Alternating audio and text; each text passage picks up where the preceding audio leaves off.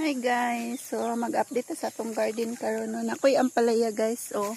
Kini siya ako ni siyang giputos og cellophane para dili siya mang daot. Di na pug koy pinuan sa plastic bottle, pero ni taas pa akong palya kay sa akong gikuan.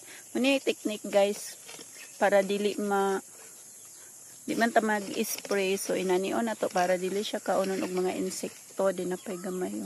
Kuan ko na karon din ako ni siyang ibalhin dani. Daghan siya gagmay guys. Daghan pa kay ko pusto nun sinapa siya bunga. Then ato da yung mga talong. Then kamatis, dagko ng kamatis. Atong talong diyan no daghan kini siya bunga. Napatay mga okra. Dagko na pud atong okra oh.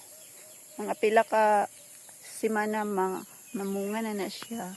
Din atong talong. Din kato din atong bato nga perminti na nako nagkagulayan.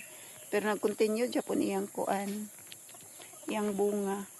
Din dito din mga galay. Din tangkong, pechay.